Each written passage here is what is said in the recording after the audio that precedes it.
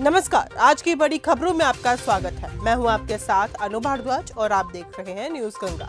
आज की बुलेटिन में बात करेंगे क्या है असम से पीएम मोदी का कांग्रेस पर हमला, बताएंगे आपको कैसी है ईद से पहले बाजारों में रौनक, दिखाएंगे आपको क्यों राहुल गांधी पर भड़की मायावती और बुलेटिन के आखिर में देखेंगे सीबीएसई ने किया बड़ा बदलाव। लेकिन दिन भर की तमाम खबरों से पहले एक नजर सुर्खियों पर।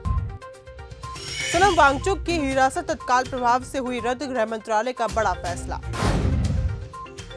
मुंबई में एलपीजी सिलेंडरों की कालाबाजारी का भंडाफोड़, सैकड़ों गैस सिलेंडर जब्त। हॉर्मज़ स्ट्रेट को पार कर रहा भारत का शिवालिक, स्टैंड बाय पर नौसेना के युद्धपोत।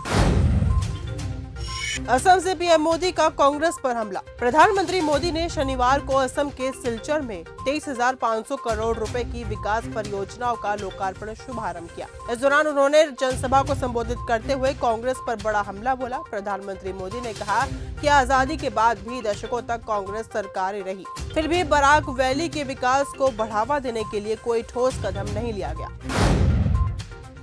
राहुल गांधी पर भड़की मायावती। बहुजन समाज पार्टी की मुखिया मायावती ने पार्टी संस्थापक काशीराम जी की जयंती को लेकर कांग्रेस पार्टी और राहुल गांधी पर जोरदार हमला किया है। बसपा सुप्रीमो ने पार्टी कार्यकर्ता और समर्थकों से कांग्रेस को लेकर सतर्क रहने की अपील की।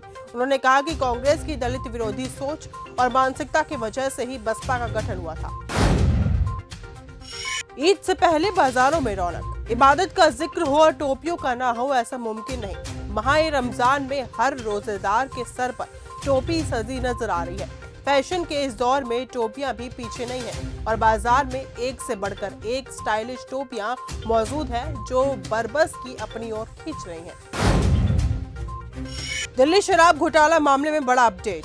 दिल्ली शराब घोटाले से जुड़े सीबीआई मामले में आरोप मुक्त किए जाने के बाद दिल्ली के पूर्व मुख्यमंत्री अरविंद केजरीवाल और पूर्व उप मुख्यमंत्री मनीष सिसोदिया ने राउस एवेन्यू कोर्ट में श्योरिटी बॉन्ड जमा किया है। अदालत के आदेश के अनुसार दोनों नेताओं ने 50-50 हजार रुपए का श्योरिटी बॉन्ड भरा है। गुजरात सरकार का बड़ा फैसला। पश्चिम एशिया में जारी संघर्ष के बीच ग्लोबल एनर्जी सप्लाई पर पड़ते दबाव को देखते हुए गुजरात सरकार ने एक बड़ा और महत्वपूर्ण फैसला लिया है। मुख्यमंत्री भूपेंद्र पटेल की अध्यक्षता में शुक्रवार को हुई उच्च स्तरीय बैठक में निर्णय लिया गया कि राज्य के जिन क्षेत्रों में पाइपलाइन डिस्ट्रीब्यूशन नेटवर्क उपलब्ध है, वहां होटल, रेस्टोरेंट और शैक्षणिक एवं सामाजिक धार्मिक संस्थाओं को आवेदन करने पर तत्काल प्रभाव से पीएनजी का कनेक्शन दिया जाएगा।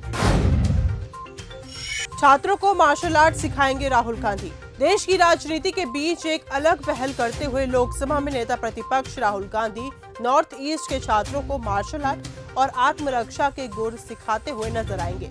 दिल्ली में आयोजित एक विशेष सत्र में नॉर्थ ईस्ट के 18 छात्रों का एक डेलीगेशन राहुल गांधी से ट्रेनिंग लेने पहुंचा है। तेलंगाना सीएम रेवंत रेड्डी का बड़ा बयान। तेलंगाना के मुख्यमंत्री रेवंत रेड्डी ने गांधी प्रतिमा के निर्माण को लेकर फैलाई जा रही भ्रामक खबरों पर कड़ी आपत्ति जताई है। उन्होंने स्पष्ट किया है कि इस प्रस्तावित प्रतिमा पर केवल 70 करोड़ रुपए खर्च किया जा रहा है, जबकि विपक्षी दल और कुछ नेताओं द्वारा यह झूठा प्रचार किया जा रहा है कि इस परियोजना पर 5,000 करोड़ रुपए की राशि खर्च होगी। मुख्यमंत्री ने इन दावों को पूरी तरह से निराधार और राजनीति से प्रेरित बताया है। सोनम वांगचुक जेल से होंगे रिहा। लद्दाख में हिंसा को लेकर गिरफ्तार किए गए सामाजिक कार्यकर्ता और इंजीनियर सोनम वांगचुक को मोदी सरकार ने रिहा करने का फैसला कर दिया है। सरकार ने राष्ट्रीय सुरक्षा अधिनियम यानी कि एनएसए के तहत उनकी हिरासत को तत्काल प्रभाव से रद्द कर दिया है। जंग के बीच गैस की किल्लत। तेलंगाना के सूर्यापेट जिले में पुलिस ने अवैध एलपीजी गैस फिलिंग सेंटरों के खिलाफ बड़ी कार्रवाई करते हुए छापेमारी की है। इस अभियान में पुलिस ने 20 कमर्शियल और 20 डोमेस्टिक सिलेंडर जब्त किए हैं। साथ ही गैस भरने में इस्तेमाल होने वाले उपकरण भी अपने कब्जे में लिए हैं। इस पूरी कार्रवाई ने जिले में चल रहे एक बड़े अवैध गैस कारोबार का पर्दाफाश किया है। राहुल गांधी के कमेंट पर डीयू की कड़ी आपत्ति। दिल्ली यूनिवर्सिटी ने कांग्रेस नेता राहुल गांधी के एक बयान पर कड़ी आपत्ति जताई है। यूनिवर्सिटी ने कहा कि छात्रों के प्रवेश और शिक्षकों की भर्ती को लेकर जो बातें कही गई हैं, वे सही तथ्यों पर आधारित नहीं है। डीयू ने कहा है कि सार्वजनिक बयान देने से पहले तथ्यों की सही जानकारी लेना जरूरी होता है।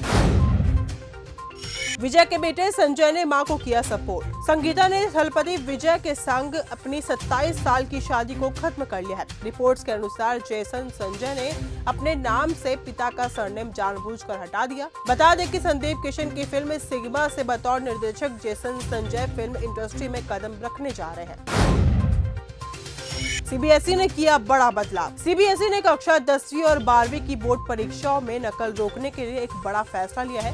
नए नियम के तहत यदि कोई छात्र परीक्षा के दौरान नकल करते हुए पकड़ा जाता है तो उसके संबंधित विषय का परिणाम रद्द कर दिया जाएगा।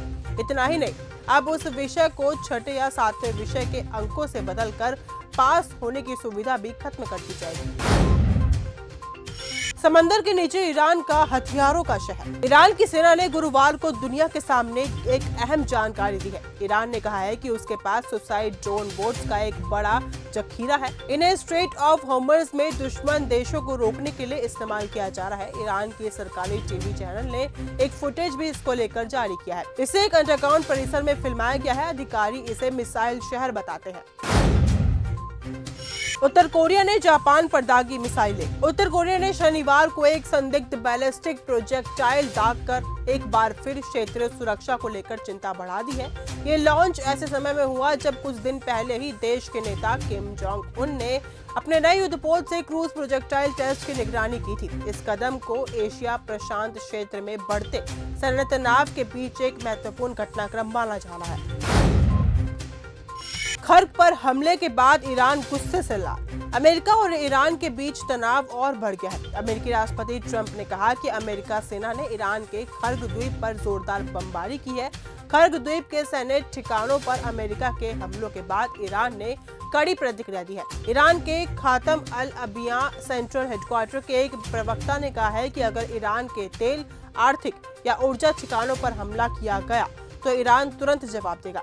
प्रवक्ता ने कहा कि जवाबी कार्रवाई में ऐसे क्षेत्रीय ढांचे को निशाना बनाया जाएगा जिनका संबंध अमेरिका से है। तो फिलहाल आज के इस बुलेटिन में सिर्फ इतना ही। देश और दुनिया की तमाम खबरों के साथ ऐसे जुड़े रहने के लिए देखते रहिए न्यूज़ गंगा। नमस्कार।